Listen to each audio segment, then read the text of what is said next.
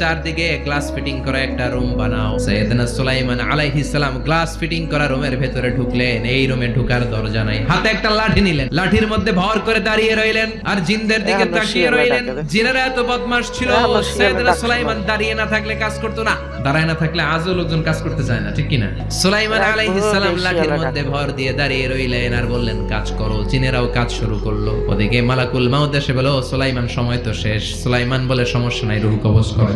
মালাকুল মাউত ওইভাবে লাঠিতে ভর দেওয়া অবস্থায়, দারুণ অবস্থায় সাইয়েদনা সুলাইমান আলাইহিস সালামের রূহ কবজ করে নিলেন। উনি এমন ভাবে দাঁড়িয়েছেন, রূহ চলে গেল, লাশ হয়ে দাঁড়িয়ে রইলেন। লাঠির মধ্যে দাঁড়িয়ে আছেন, জমিনের মধ্যে লুটিয়ে পড়ে নাই। সুবহানাল্লাহ। জিনেরা মনে করছে বস দাঁড়ায় আছে, কাজ করতে হবে। করতে করতে পুরো প্রজেক্টের কাজ শেষ। ইন দ্য মিন টাইম ঝিঝি পোকা, উই পোকা লাঠির ভেতরে ঢুকে লাঠি উঠিয়ে ফেলেছে। সাইয়েদনা সুলাইমান আলাইহিস সালাম ধপাস করে জমিনে পড়েছে। আর জিনেরা কয় হায় হায়, খালি খালি কাম করছে এতদিন। সুবহানাল্লাহ কইবেন না?